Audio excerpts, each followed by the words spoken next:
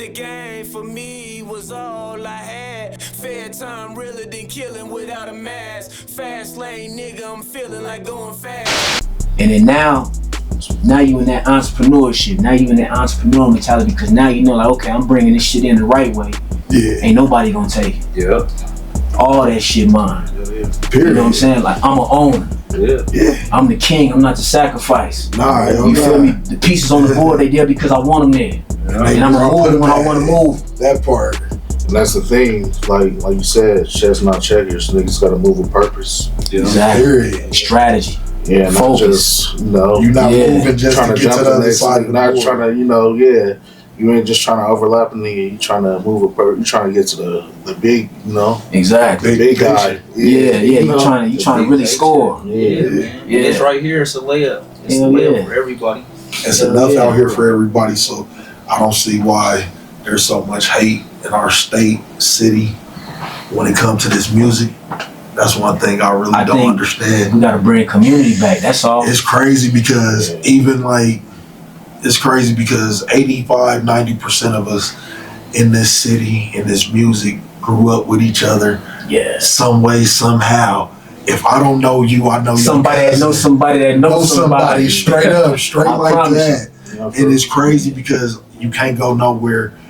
If you really one of them ones, a reputable, you done made it through all this, you done did what you know what I mean? You done put your work in, you done got your scrapes, bruises, cuts, scars, all that. Yeah, all your lessons. You can't go nowhere out here without running into somebody that know you. Yeah, Whether it be an older person that know you from when you was a kid, or somebody you've been knowing since you was a kid, or something like somebody like I ain't seen you in a dub. Yeah. Like damn. Yeah. And that's just it's community because we really all one, so we need to quit acting like we separate. For real. Yeah, like we so much different.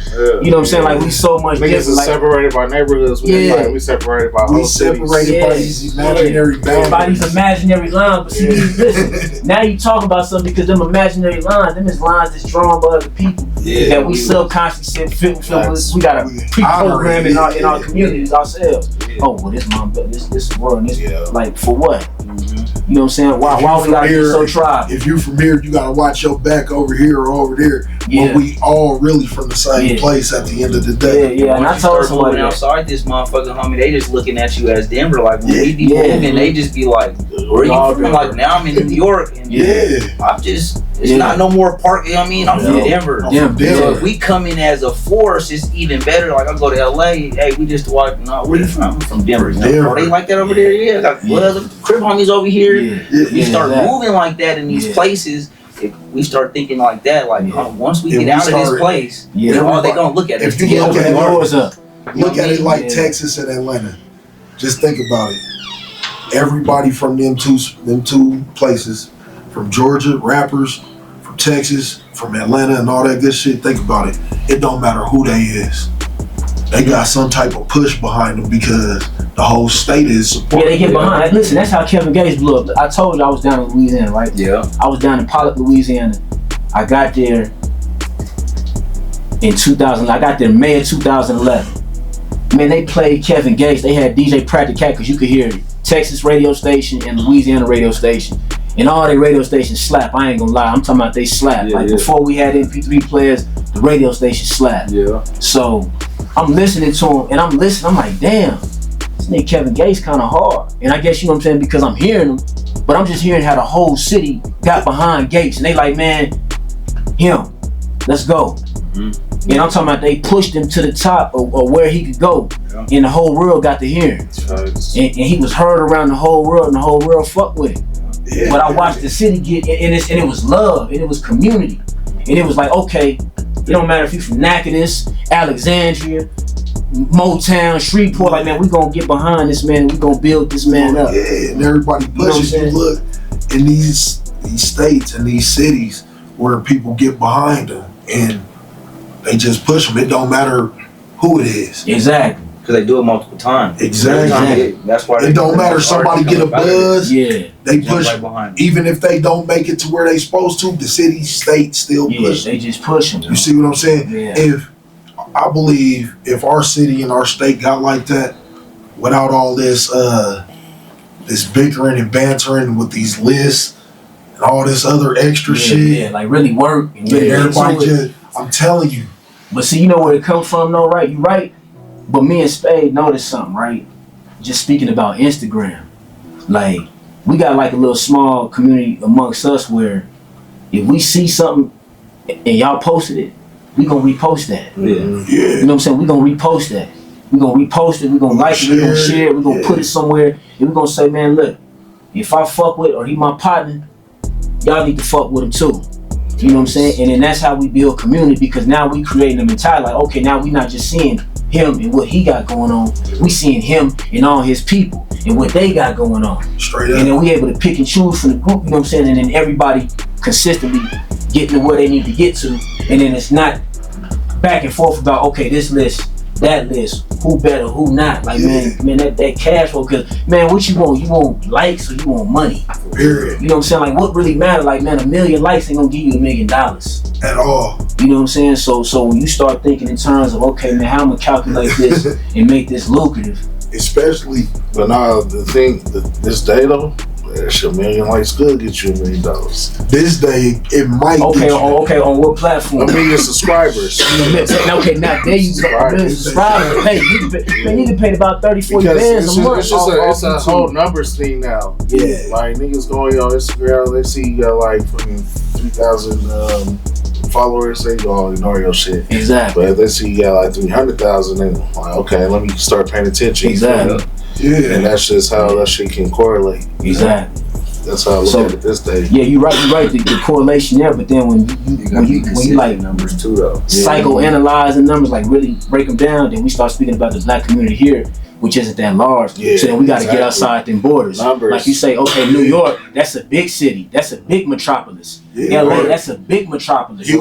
Houston, big like metropolis. Some places where most Florida, like, where there's like hella black people. Yeah, you know, that, reach out to them that and listen create bonds. that listen to that type of music. Yeah. You know what I'm saying? Like, they got their little badass kids running around with their phone all day. You know, singing along with your shit. You know what I'm saying? Like we ain't like he was saying, like, you gonna run into someone you know out here, like, no matter where you go. Like, if you step out, like, you might know half the club. Exactly. Definitely.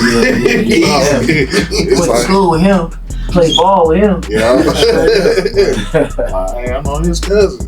You know what I mean? So, like, that plays a big part in you know, why things haven't, you know, just been on the up and up out here as far as music too, like just the numbers, and then, you know, I feel like that popularity contest. Definitely. Like, it's this popularity contest type shit. Yeah. Like, and it's crazy because it could be the trashiest motherfucker if this motherfucker's popular and cool. Oh yeah, you got the cars, the clothes, the jewelry. Yeah, motherfucker got a little bit in little bread. That's all it take. That's all it take. And and it could be like what? But nigga, that's the industry though. Yeah, if you really exactly. Right now, you definitely right though. Like, that's the format. That's format like that the industry format, right? You gotta think about the one hit wonders. You know, they blow up. Cash House, the Lil Pumps. Yeah, Lil Pump. Shit like all they was just popular. They just got a buzz from doing dumb shit, doing some stupid shit. All fizzled out. You feel me? And it's like you want that timeless shit, timeless shit like you making, timeless shit like I'm making. But you want that you want longevity. You want something that you can go back to. It's memorable. Where it's like, hey man, hold on. You know, let me go slap this. You know, I feel like that's the reason why Pac is still like relevant. Still considered the greatest ever. Still go back ever. to his shit like now today. You could go play his shit right now, and you're gonna rock out to it. You can relate.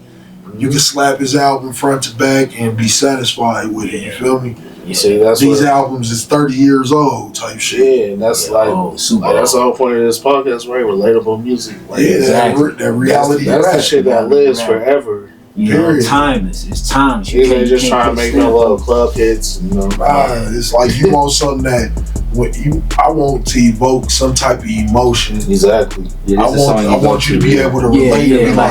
That's your go-to. You always gonna put it on go to number 6. Number 7. Before we play I'm right there. Before I even start the whole album from one, I want to play this one first, and then we can play the album. That's the whole point of music.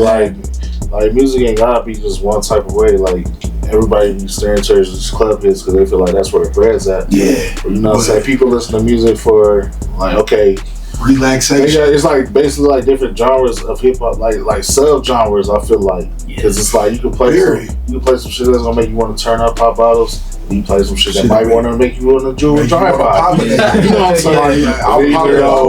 saying? I'll play some shit like where you just stressed out. Like you play some heartfelt shit. Yeah, some shit that'll get somebody to make you mad. To the gym, that's gonna make your girl made you mad or something. Here, I'm gonna play I Hate You Bitch by Zero or something. Hey, that's funny because like years ago I had dedicated that to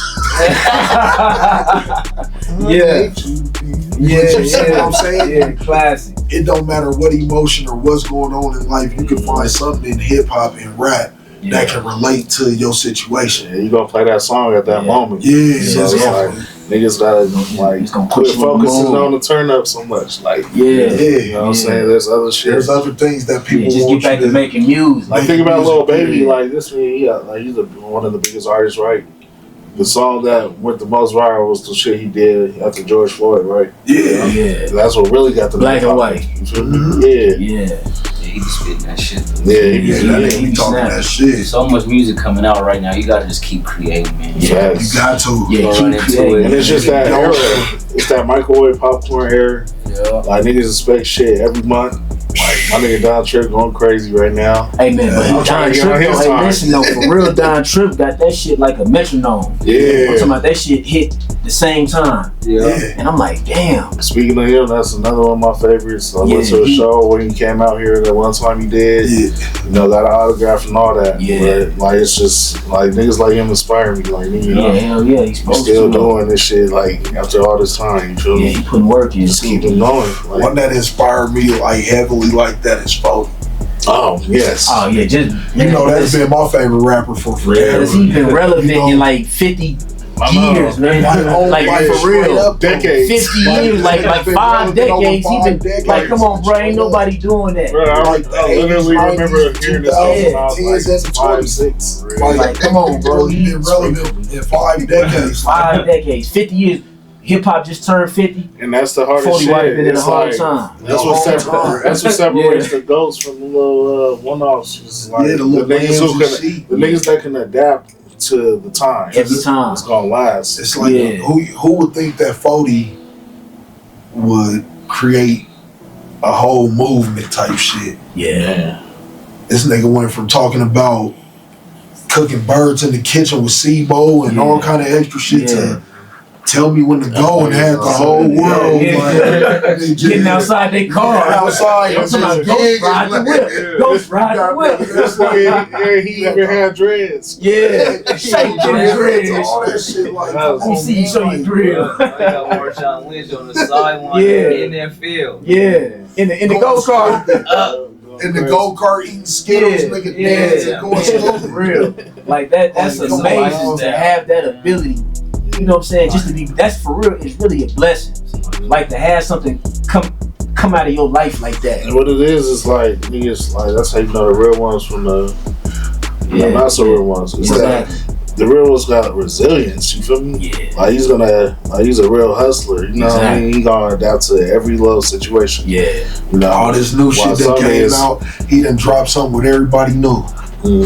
And exactly, not hating. Not hating. He done did something for everybody. Oh, come on. I hop on with you. Yeah.